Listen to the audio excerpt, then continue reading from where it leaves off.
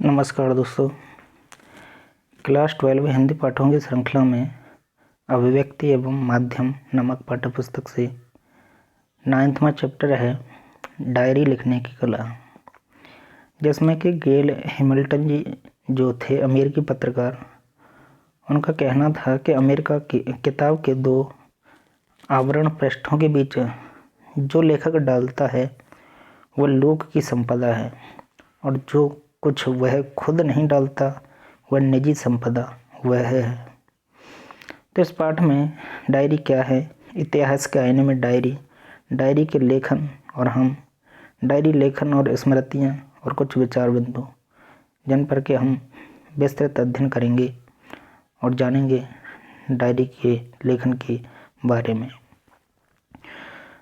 तो I hope दोस्तों, अभी तक अगर आपने चैनल को सब्सक्राइब नहीं किया है तो सब्सक्राइब करें, वीडियो को ज़्यादा से ज़्यादा अपने मित्रों के साथ शेयर करें और हो सके तो वीडियो अगर पसंद आए तो लाइक करें। चलते हैं कि मोटे गत्ते की जल्द वाली उस नोटबुक से आप सभी परिचित होंगे जिसके पन्नों पर साल के 365 दिनों की तिथियां क्रम से सजी होती हैं और हर तिथि के साथ एक या आधे पृष्ठ की खाली जगह छोड़ी जाती है। यह खाली जगह उस तिथि विशेष के साथ संबद्ध सूचनाओं या निजी बातों को दर्ज करने के लिए होती है। मसलन आने वाले किसी खास दिन के लिए तयशुदा दायित्व और कार्य योजनाएं उसमें लिख कर छोड़ी जा सकती हैं ताकि डायरी उस तिथि के आने पर हमें हमारे संकल्प की याद दिला दे।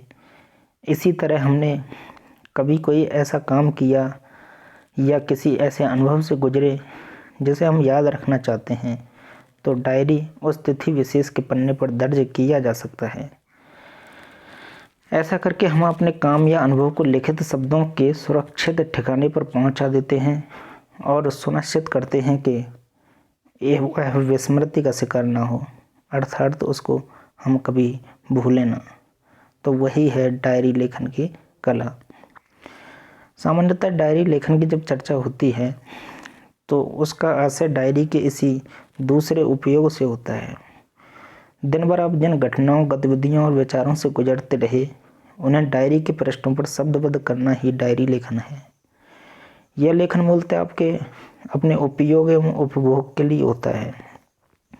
हालांकि यह भी सच है कि पिछले कुछ दशकों में ऐसा लेखन एक विधा के रूप में पाठक समाज के बीच खासा लोकप्रिय हो चला है। पिछली सदी की सर्वाधिक पढ़ी गई पुस्तकों में से एक है एनी फ्रैंक नामक एक किशोरी की पुस्तकाकार छपी हुई डायरी। एनी फ्रैंक की एक डायरी, अर्थात तो वह बहुत ही ज़्यादा महत्वपूर्ण रही थी, जो उसने 1942-44 के दरमियान नाजी अत्याचार के बीच एम्स्टर्डम में छुपकर रहते हुए लिखी थी। यह डायरी जब प्रकाशित हुई तो उसे एक ऐतिहासिक दस्तावेज के साथ साथ एक साहित्य कृति के रूप में भी महत्वपूर्ण माना गया। यह तो महज एक उदाहरण है। इस तरह चर्चा में आने वाली कई समान धर्म कृतियाँ रही हैं। हिंदी में भी पिछले कुछ दशकों में कई बड़े रचनाकारों की डायरियाँ जैसे मोहन राकेश की डायरी, रमेश चंद्र शाह की डायरी आदि भी किताब की शक्ल में छप चुकी हैं, जिन्हें उनकी निजी जिंदगी और उनके दौर में झांकने के एक नायाब निमंत्रण के तौर पर बड़े चाव से पढ़ा गया है। बड़े शौक से, चाव नहीं होता है, शौक। यात्रा वृत्तांत तो काफ़ी पहले से डायरी के रूप में लिखे जाते रहे हैं। रामवृक्ष बेनीपुरी की पैरों में पंख बांधकर, वहीं राहुल सांकृत्यायन की रूस में 25 मास, श्रेष्ठ गोविंद दास की सुदूर दक्षिण पूर्व, कर्नल सज्जन सिंह की लद्दाख यात्रा की डायरी, डॉक्टर रघुवंश की हरी घाटी इत्यादि पुस्तकें यात्रा डायरी हैं। 19वीं सदी के 5वें दशक में हिंदी के महान कवि और विचारक हुए गजानन माधव मुक्तिबोध। उन्होंने एक साहित्यिक की डायरी लिखकर साहित्यिक समस्याओं से संबंधित अपनी उद्धेड़न को उपयोगी पाठ बनाने का एक अद्भुत प्रयोग किया था। समकालीन पत्र पत्रिकाओं में भी रचनाकारों की डायरी के अंश छपते रहते हैं, जिनमें पाठकों को अक्सर उधेड़ उनकी शैली में प्रकट होने वाले कुछ उत्तेजक विचार बिंदु, किसी यात्रा का वृत्तांत या फिर साहित्य जगत की चटपटी खबरें पढ़ने को मिल जाती हैं।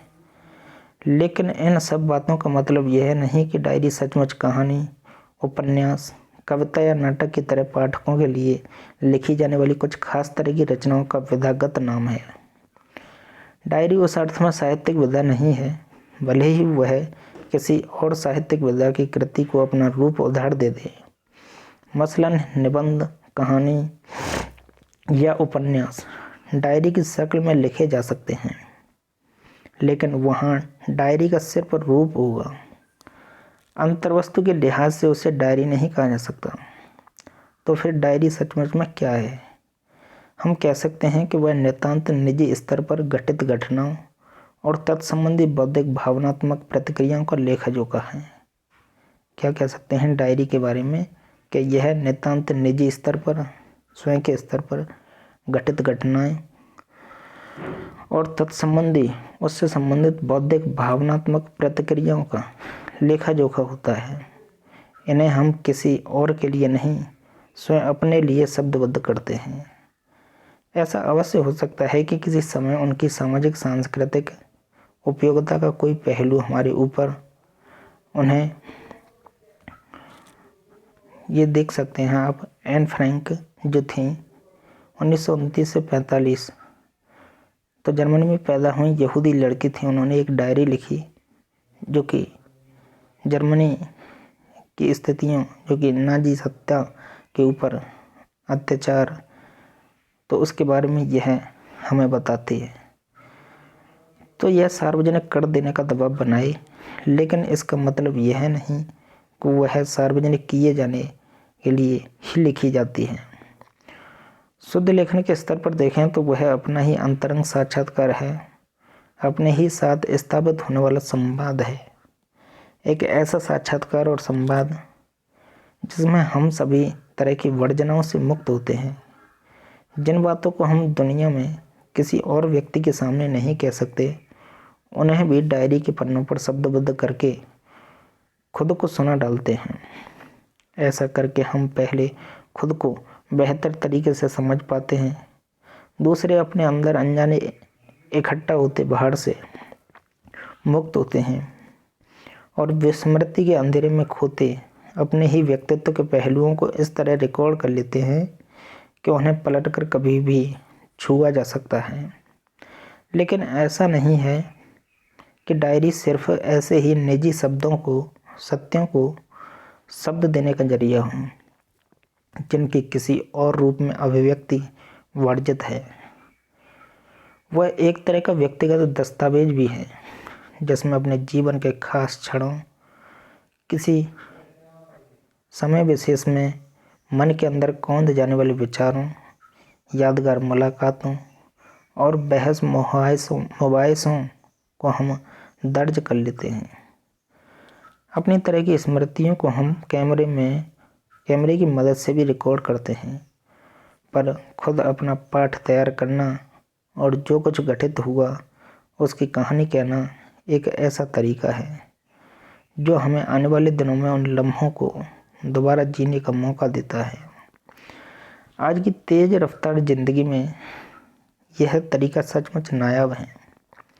ज़िंदगी की तेज़ रफ्तार में इस बात की आशंका हमेशा बनी रहती है कि सतही और फौरी किस्म की चिंताओं के अनवरत हमलों के बीच गहरे आशय वाली घटनाओं और वैचारिक उत्तेजनाओं को हम भूल जाएं। डायरी हमें भूलने से बचाती है। यात्राओं के दौरान डायरी लिखना तो बहुत ही उपयोगी साबित होता है।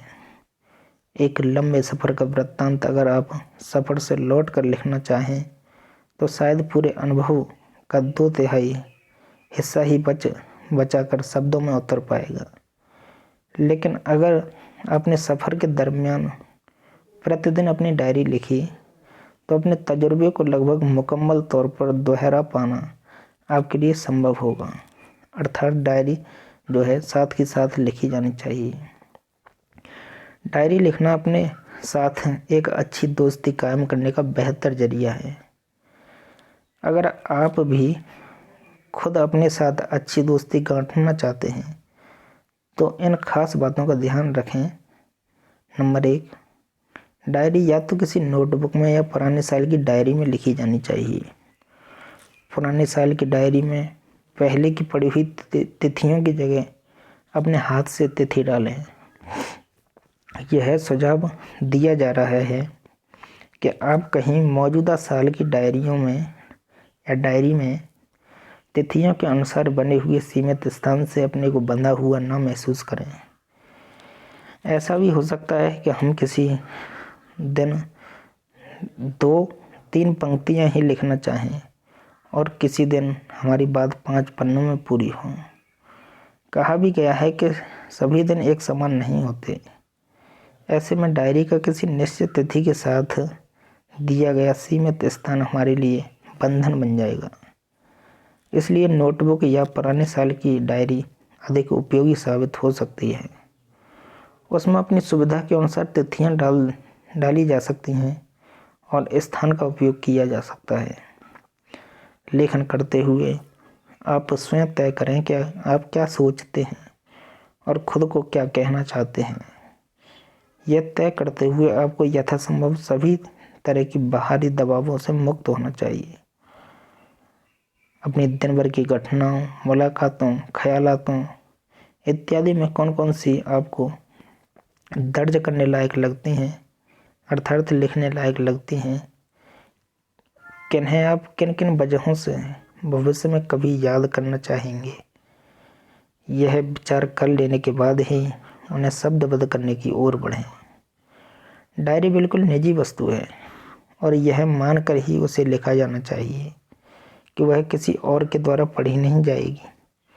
अगर आप किसी और को पढ़वाने की बात सोचकर डायरी लिखते हैं तो उसका आपकी लेखन शैली, विषय वस्तु के चयन, बातों के बेबाकपन पर पूरा असर पड़ेगा। इसलिए यह मानते हुए डायरी लिखें कि उसका पाठक आपके अलावा कोई और नहीं है।